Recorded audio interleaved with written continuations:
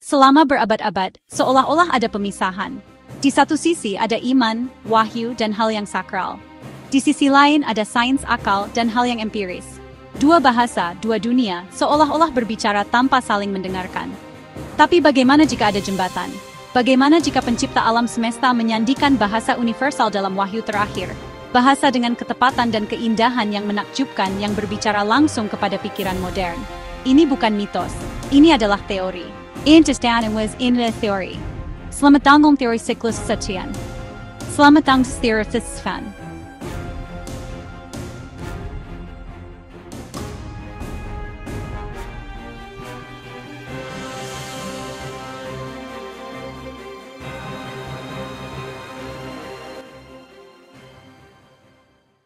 Teori siklus kesatuan atau TKK adalah kerangka kerja inovatif yang mengungkapkan lapisan tersembunyi dari harmoni matematis di dalam Al-Quran.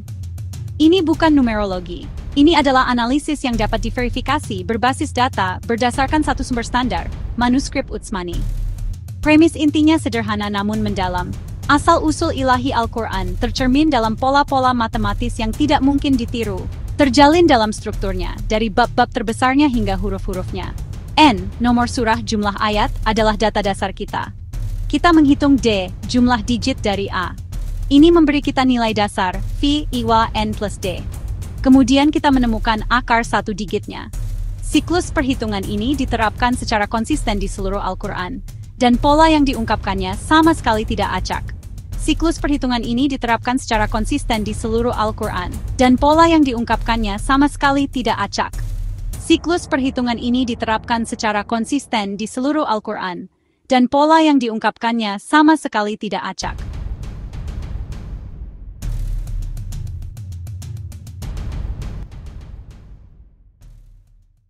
Teori ini bekerja dalam 4 lapisan yang saling terhubung, setiap lapisan lebih dalam dan lebih rumit dari yang sebelumnya. Lapisan 1. Lapisan makro, surah dan ayat. Lapisan pertama menemukan keselarasan yang mendalam antara nomor surah dan jumlah ayatnya. Ini adalah fondasinya, membangun keyakinan dasar yang dalam istilah Islam disebut ilmu yakin, kepastian melalui pengetahuan. Lapisan 2, lapisan mikro, katan huruf. Disinilah letak kejutannya. Pola yang sama persis berlaku pada tingkat mikroskopis setiap kata dan huruf. Ini membawa kita pada ainul yakin, kepastian dengan melihat bukti sendiri.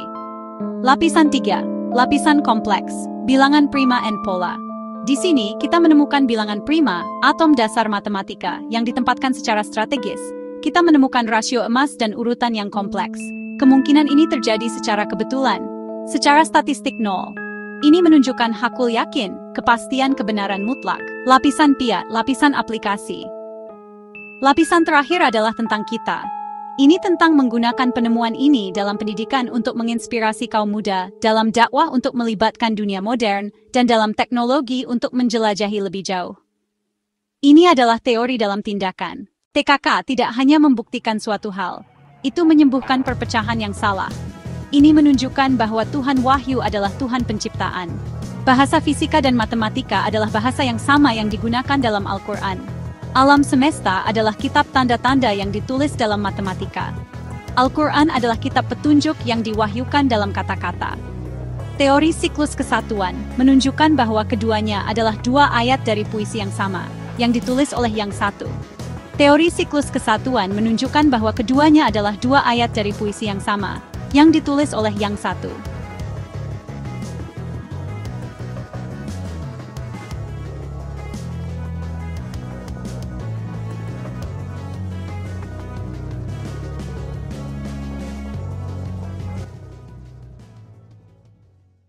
Apakah ini hanya memilih-milih data? Tidak. Metodologi ini diterapkan pada seluruh teks secara konsisten dan transparan. Apakah ini numerologi? Sama sekali tidak. Numerologi berusaha memprediksi masa depan atau menemukan keberuntungan tersembunyi. Ini adalah ijaz adadi, studi tentang mukjizat matematika yang dapat diverifikasi dan objektif, yang tujuan utamanya adalah untuk memperkuat iman. Objektif, dapat diverifikasi, transparan. Tantangan ini terbuka. Verifikasi sendiri. Tantangan ini buka. Verifikasi sendiri.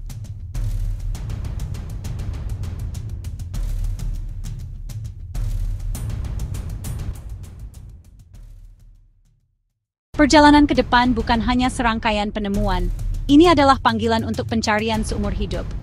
Al-Quran berulang kali mendesak kita untuk merenung, mencari ilmu, dan menggunakan akal kita. Seperti firman Allah, maka apakah mereka tidak merenungkan Al-Quran? Quran and Ogwa. Ini adalah dasar dari teori siklus kesatuan, sebuah perjalanan dari rasa ingin tahu menuju keyakinan. Nabi Muhammad SAW bersabda, mencari ilmu adalah kewajiban bagi setiap muslim. Kewajiban ini tidak terbatas pada ilmu agama saja, tetapi meluas ke semua ilmu bermanfaat yang mendekatkan kita pada pemahaman tanda-tanda Allah di alam semesta. Siklus teori kesatuan dipetakan dalam seri 4 bagian yang inovatif. Dari fondasi dasar, hingga kedalaman kata dan huruf, hingga keindahan bilangan prima, dan akhirnya hingga aplikasi praktisnya dalam hidup kita. Setiap lapisan adalah langkah di jalan dari pengetahuan menuju keyakinan. Allah berfirman, dan Dia menundukkan untukmu apa yang ada di langit dan apa yang ada di bumi semuanya, sebagai rahmat darinya. Sesungguhnya pada yang demikian itu benar-benar terdapat tanda-tanda bagi kaum yang berpikir. Al-Quran mengundang kita untuk menjelajahi dunia, mengamati polanya, dan mengenali kesatuan di balik semua ciptaan. Nabi SAW juga bersabda, keutamaan orang berilmu atas ahli ibadah adalah seperti keutamaan bulan atas bintang-bintang lainnya. Ini menyoroti nilai yang sangat besar dari pemahaman, analisis, dan refleksi, kualitas-kualitas yang menjadi inti dari siklus kesatuan. Perjalanan ini bukan hanya untuk para ulama atau matematikawan. Ini untuk setiap pencari, mereka yang bertanya, yang ragu, yang merindukan makna yang lebih dalam. Al-Quran mengatakan, apakah sama orang-orang yang mengetahui dengan orang-orang yang tidak mengetahui? Quran 9. Jawabannya ditemukan dalam pencarian itu sendiri. Perjalanan ilmu adalah perjalanan dari keraguan, menuju pengetahuan, menuju keyakinan. Dalam sabda Nabi SAW, barang siapa menempuh suatu jalan untuk mencari ilmu, maka Allah akan mudahkan baginya jalan menuju surga. Siklus teori kesatuan adalah sebuah undangan. Undangan untuk menjelajahi, bertanya, dan menemukan dimensi Al-Quran yang telah menunggu era pengetahuan manusia ini untuk sepenuhnya dihargai. Ini adalah undangan untuk iman dan akal. Renungkanlah keindahan logisnya. Pola-pola matematis dalam Al-Quran tidak acak, tetapi konsisten dan dapat diverifikasi.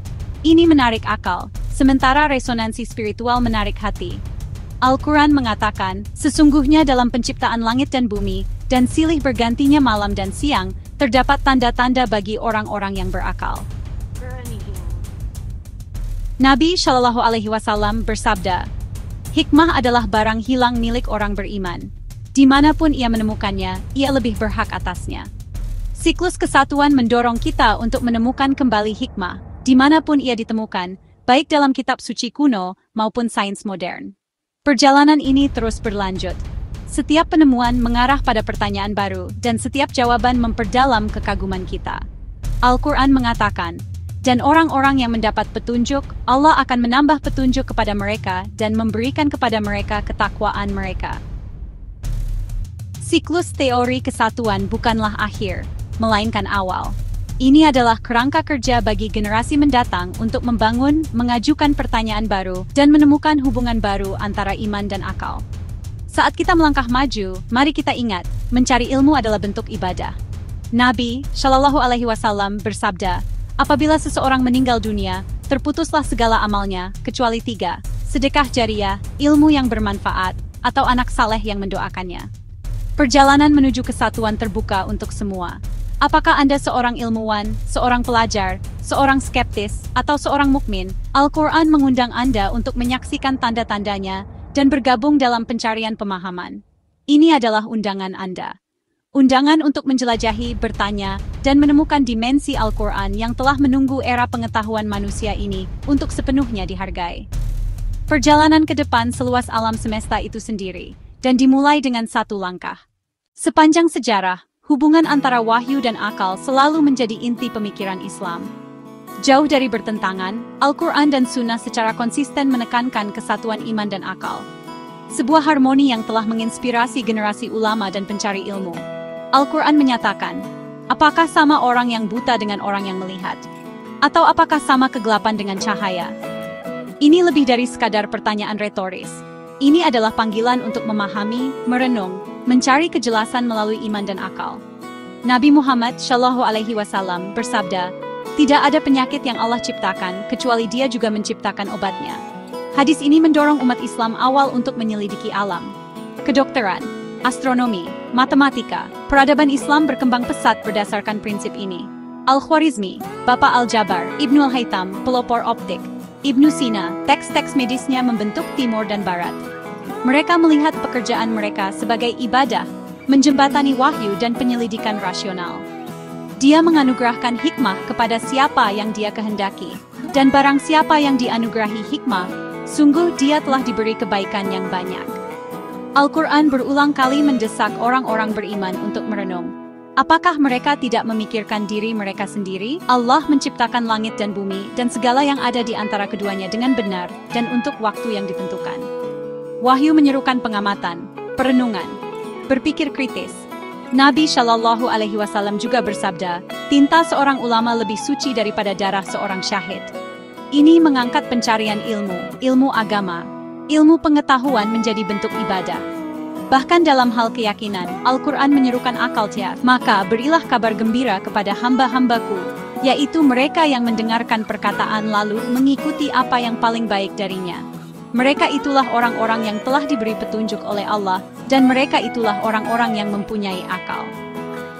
Tradisi intelektual yang kaya ini tidak terbatas pada masa lalu. Hari ini, teori siklus kesatuan mengambil warisan ini. Keajaiban matematika Al-Quran, wawasan spiritual, tidak saling bertentangan, tetapi saling menguatkan. Keselarasan logis antara wahyu dan akal adalah dasar bagi masa depan iman. Al-Quran tidak takut diuji, ia menyambutnya. Ia tidak meminta kita untuk membungkam akal kita, tetapi untuk menggunakannya sepenuhnya dalam mencari kebenaran. Saat kita melangkah maju, ingatlah sabda Nabi. Barang siapa menempuh suatu jalan untuk mencari ilmu, Allah akan mudahkan baginya jalan menuju surga. Iman, akal, bersama, mereka membuka jalan itu. Inilah warisan tradisi kita, kesatuan antara hati dan mikirnya. Akal, ini adalah jembatan yang akan membawa pemahaman singging. Sepanjang berabad-abad, Al-Quran telah menginspirasi banyak pikiran untuk mencari ilmu, bukan hanya di halaman kitab suci, tetapi juga dalam struktur alam semesta itu sendiri. Hari ini, seiring sains yang semakin maju, penemuan-penemuan menakjubkan menggemakan pesan-pesan Al-Quran yang abadi. Coba pikirkan tentang pembentukan alam semesta. Dan apakah orang-orang kafir tidak mengetahui bahwa langit dan bumi keduanya dahulu menyatu, kemudian kami pisahkan antara keduanya?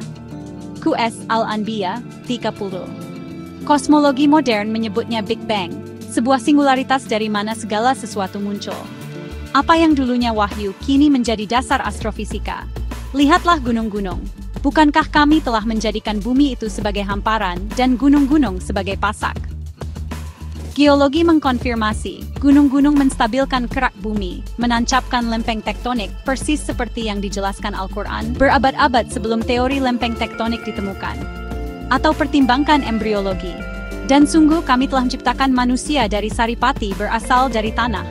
Kemudian kami menjadikannya setetes mani yang disimpan dalam tempat yang kokoh rahim. Kemudian, setetes mani itu kami jadikan segumpal darah. 11 tunas 11.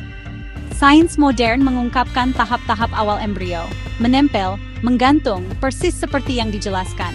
Bahkan di kedalaman laut, Al-Quran menawarkan wawasan, atau seperti gelap gulita di lautan yang dalam, yang diliputi oleh gelombang demi gelombang. Di atasnya ada awan mendung. Ahli kelautan kini tahu bahwa jauh di bawah gelombang, sinar matahari tidak bisa menembus, menciptakan lapisan kegelapan, persis seperti yang digambarkan Al-Quran. Nabi Muhammad Shallallahu Alaihi Wasallam bersabda, mencari ilmu adalah kewajiban bagi setiap muslim. Perintah ini melampaui waktu. Hari ini umat muslim berada di garis depan kedokteran, teknik, ilmu lingkungan, teknologi, memenuhi warisan rasa ingin tahu dan kontribusi. Contoh-contoh ini bukan untuk membuktikan Al-Quran melalui sains, tetapi untuk menyoroti harmoni yang luar biasa. Iman dan akal bukanlah saingan, mereka adalah mitra dalam mencari kebenaran. Jadi, apa artinya ini bagi kita? Ini adalah seruan untuk bertindak, untuk membaca, untuk bertanya, untuk menyelidiki, untuk membiarkan kekaguman mendorong penyelidikan kita, dan membiarkan penyelidikan memperdalam iman kita. Al-Quran berkata, katakanlah, Apakah sama orang-orang yang mengetahui dengan orang-orang yang tidak mengetahui? Pengetahuan adalah cahaya, dan Anda diundang untuk melangkah ke dalam sinarnya. Jelajahi lebih jauh. Carilah ilmu dimanapun ia menuntun. Karena dalam pencarian kebenaran, baik Al-Quran maupun alam semesta menanti penemuan Anda. Adegan seseorang duduk di meja yang berantakan, kalkulator dan Al-Quran usang di depannya. Mereka berbicara pelan, seolah sedang berpikir keras, mencoba memecahkan semuanya. Oke. Coba saya jelaskan hal yang sedang memenuhi pikiran saya ini. Saya bukan seorang ahli, saya hanya orang yang suka teka-teki. Dan saya kira saya mungkin telah menemukan teka-teki terbesar yang tersembunyi di depan mata. Kalian tahu bagaimana orang kadang melihat wajah di awan? Itu namanya pareidolia. Otak kita dirancang untuk menemukan pola, bahkan di tempat yang tidak ada polanya. Dulu, saya kira numerologi Al-Quran itu seperti itu. Orang-orang hanya melihat angka yang ingin mereka lihat. Rasanya seperti tak hayul, seperti menemukan angka keberuntungan di tiket lotre. Kami akan menunjukkan kepada mereka tanda-tanda kami di cakrawala dan di dalam diri mereka sendiri, sampai jelas bagi mereka bahwa itu adalah kebenaran. Teori siklus kesatuan lebih dari sekadar teori. Ini adalah kunci. Kunci untuk membuka iman yang lebih dalam dan lebih mendalam untuk abad kedua Pesasu. Iman yang tidak meminta Anda untuk meninggalkan akal, tetapi mengundang Anda untuk menggunakannya untuk menyaksikan kebenaran tertinggi. Tanda-tanda itu ada di alam semesta, dan di dalam firman, perjalanan menuju kesatuan dimulai sekarang.